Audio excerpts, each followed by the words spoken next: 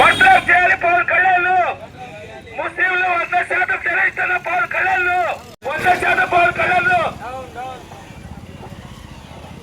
బర్తరఫ్ చేయాలి. Deputy CM Pawan Kalyan బర్తరఫ్ చేయాలి. డిప్యూటీ సీఎం పవన్ కళ్యాణ్ క్షమాపణ చెప్పాలి ముస్లిం సమాజానికి. పవన్ కళ్యాణ్ వెంటనే క్షమాపణ చేసేంత వరకు పోరాడుతాం. పవన్ కళ్యాణ్ బర్తరఫ్ చేసేంత వరకు ఖండించండి పవన్ కళ్యాణ్ యొక్క దుర్మార్గమైన వాక్యాలను, మతాల మధ్య చిచ్చు పెట్టే వాక్యాలను వెంటనే ఖండించండి. మతాల మధ్య చిచ్చు పెట్టి తీసుకోవాలి. గవర్నర్ పవన్ కళ్యాణ్ పై వెంటనే బాధ్యతాయుతమైన పదవిలో ఉండి హిందూ ముస్లింల తగాదా పెడుతున్న పవన్ కళ్యాణ్ వెంటనే క్షమాపణ చెప్పాలి.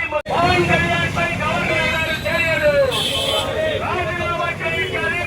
డిప్యూటీ సీఎం పదవి పవన్ కళ్యాణ్ వెంటనే ఖండించండి ఉగ్రవాద దాడులను, ఖండించండి ఉగ్రవాద దాడులను.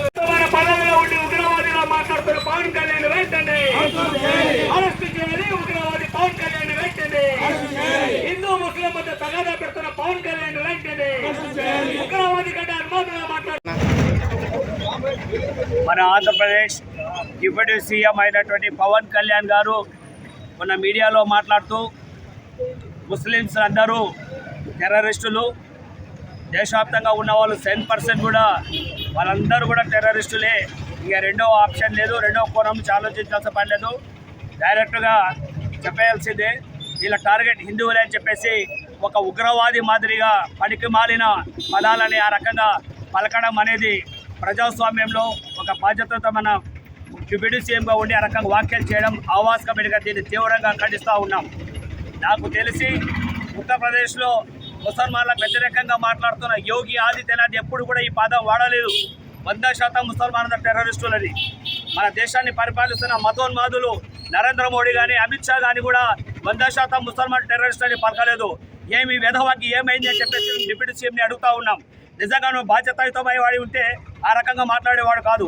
మానసికంగా నీకు ఎక్కడో రోగాన్ని వచ్చింది, నువ్వు తక్షణమే ఒక డాక్టర్ని సంప్రదించి నీ రోగాన్ని కంట్రోల్ చేసుకోవాలి. లేకపోతే రాబోయే కాలంలో ప్రజానీకం నిన్ను గట్టిగా బుద్ధి చెప్పాల్సి వస్తుంది. ఇప్పటికే నీ పైన చాలా వ్యతిరేకత ఉంది. ఇంతకుముందు కూడాను సనాతన ధర్మం పేరుతో లడ్డు మీద ఆ రకంగా పెద్ద ఎత్తున ముస్లింల హిందువుల మధ్య తగాదా పెట్టాలని, క్రైస్తవుల మధ్య తగాదా పెట్టాలని నువ్వు చూశావు. కానీ ఆంధ్రప్రదేశ్ ప్రజలు దీన్ని తిరస్కరించారు. వాస్తవాలు ఏమిటి, లడ్డు గురించి ఏమైంది అని చెప్పేసి ఇప్పుడు ప్రజానికి అందరికీ తెలుసు. ఇప్పుడు కూడా ఆ రకంగా ఎక్కడో ఉగ్రవాదులు పాకిస్తాన్కి కాశ్మీర్ దగ్గర చేసిన ఉగ్రవాదుల పైన వాళ్ళను కట్టడి చేయడానికి చేత కానీ మీ ప్రభుత్వం, మీ బుల్డోజర్ ప్రభుత్వము పైన ఉన్న మీ నాయకత్వం ఫెయిల్యూర్ అయి ప్రజల పైన ఆ రకంగా దీన్ని మీ తప్పుని అక్కడ పెట్టడం అనేది సరైంది కాదు. మీ బాధ్యత రహితం. మీ కేంద్ర ప్రభుత్వం హోమ్ మినిస్టర్ చేతగాని వాడు కాబట్టి ఆ రకంగా ఉగ్రవాదులు అక్కడి నుంచి ఇక్కడికి వచ్చారు. అసలు ఉగ్రవాదులు ఎట్లా వచ్చారని చర్చ పెట్టకుండా ముసల్మాన్లు వచ్చి హిందువులకు చంపినారని చెప్పి చర్చ పెడుతున్నారు. దీన్ని బట్టి మనకు అర్థమవుతుంది ఎన్నికలు వస్తున్నాయి కాబట్టి బీహార్లో లబ్ధి పొందడం కోసం.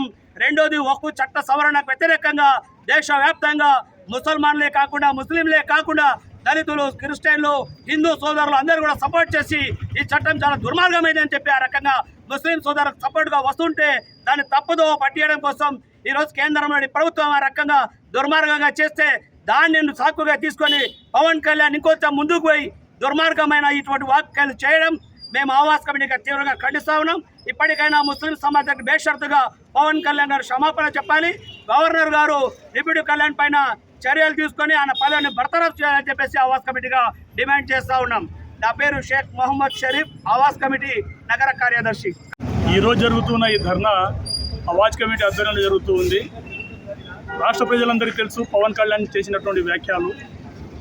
ప్రతి మతంలో, ప్రతి కులంలో ఎవరో ఒకరిద్దరు మతభ్రష్టులు ఉంటారు. అలాంటి వాళ్ళను పట్టుకొని శిక్షించే తప్పేం కాదు, కానీ మతాన్నే టార్గెట్ చేయడం కరెక్ట్ కాదు. దేశంలో ఉన్న ముస్లింలు 100% టెర్రరిస్టులు అని చెప్పేసి పవన్ కళ్యాణ్ చెప్పడం జరిగింది. రాజ్యాంగంపై ప్రమాణం చేసి దేశ ఐక్యతను, లౌకికతత్వాన్ని కాపాడతామని చెప్పడం జరిగింది. ఆ వ్యాఖ్యలను విస్మరించి, తాను చేసిన ఆ ప్రమాణాలను విస్మరించి దేశ ముస్లింలందరినీ కూడా టెర్రరిస్టులను చెప్పడం ఇది ఏ మేరకు న్యాయమని చెప్పి మేము ఈరోజు అడుగుతూ ఉన్నాం. రాష్ట్ర ప్రభుత్వానికి అట్లాగే గవర్నర్ గారిని విజ్ఞప్తి చేస్తూ ఉన్నాం. పవన్ కళ్యాణ్ మంచి హాస్పిటల్ తీసుకొని జాయిన్ చేయండి. అతను మతి తప్పి ప్రవర్తిస్తున్నాడు, మతి తప్పి మాట్లాడుతున్నాడు. ఒకసారి నేను కమ్యూనిస్ట్ అంటాడు, ఒకసారి మా నాయన కమ్యూనిస్ట్ పార్టీ అంటాడు, నేను లౌకికవాదిని అంటాడు, నేను లెఫ్టిస్ట్ అంటాడు, ముస్లింలకు ఏదైనా జరిగితే వాళ్ళ అంతు చూస్తానంటాడు, ముస్లింలకు ఏదైనా జరిగితే నేను సెంట్రల్ గవర్నమెంట్ నుంచి వ్యతిరేకిస్తా అంటాడు, ఎన్డీఏ నుంచి బయటికి వస్తా అంటాడు. ఒక మాట ఒక భాష ఏదైనా దేని మీద కొంతనం ఉందా అని చెప్పి అడుగుతున్నా, లేదా నిలబడుతున్నాడు ఆయన. కాబట్టి ఈ రాష్ట్ర ప్రజలే కాదు, దేశంలో ఉన్న ముస్లిం మైనార్టీల మనోభావాలను దెబ్బతీసే పద్ధతుల్లో ఆయన మాట్లాడినారు. కాబట్టి తక్షణమే ఆయన క్షమాపణ చెప్పాలా. ఆయన అలా చెప్పకపోతే రాజ్యాంగాన్ని భ్రష్టు పట్టించే భాగంలో ఇది ఒక ప్రయత్నం అని చెప్పేసి మేము అనుకోవాల్సి వస్తుంది. అట్లాగే టెర్రరిస్టులను అరెస్ట్ చేయడం కానీ శిక్షించడం కానీ ఏ ముస్లిం అయినా వద్దన్నాడా, ఏ భారతీయుడైనా వద్దన్నాడా? అదే కాదు, అది హిందువుల్లో ఉన్న ముస్లింలో ఉన్న ఎవరిని ఉన్నా ఒక మనిషి ఇంకో మనిషిని చంపడం రాక్షసత్వం. ఆ రాక్షసత్వానికి ముస్లిం సమాజం వ్యతిరేకం, అవాజ్ కమిటీ మరింత ఎక్కువ వ్యతిరేకం. కాబట్టి మొన్నటికి మొన్న జరిగినటువంటి అల్లర్లను ఆధారం చేసుకొని, బలగాంతో జరిగినటువంటి టెర్రరిజాన్ని ఆధారం చేసుకొని బెంగాల్లో ఒక బాత్రూంలో పాకిస్తాన్ జెండా కనిపించి పాకిస్తాన్ జిందాబాద్ హిందుస్థాన్ ముర్దాబాద్ అని చెప్పి రాసినారు. పోలీస్ డిపార్ట్మెంట్ వాళ్ళు దాని మీద ఎంక్వైరీ చేస్తే దొరికింది ఎవరు? సనాతన ధర్మ సంస్థ నడిపేటువంటి వాళ్ళలో 2 కార్యకర్తలు, వాళ్ళిద్దరు నాన్ ముస్లిమ్స్. మరి దీనికి ఏమైనా సమాధానం చెప్తారు పవన్ కళ్యాణ్ గారు? అట్లాగే చాలామంది తెలుసు, ఆర్ఎస్ఎస్ వాళ్ళ ఆఫీసులో గడ్డాలు, జుబ్బాలు, పుర్ఖాలు దొరికినటువంటి ఇది పత్రికలు మనం చూసాం, మీడియాలో చూసాం. మరి అక్కడ ఎందుకు ఉంటున్నది? ఎవరిని ఉత్తరించని పెట్టారు మీరు చెప్పేసి అడుగుతున్నాం. దేశ ప్రజలు చాలా శాంతిపరులు, స్వేచ్ఛాపరులు. ఇలాంటి వాళ్ళను విడగొట్టడం కోసం, వీళ్ళ మధ్యలో ఉన్నటువంటి ఐక్యతను దెబ్బతీయడం కోసం బ్రిటిష్ వాడు వేసినటువంటి ఎత్తుగడను ఈరోజు కేంద్ర ప్రభుత్వం అవలంబిస్తూ ఉంది. దాన్ని మేము ఖండిస్తూ ఉన్నాం.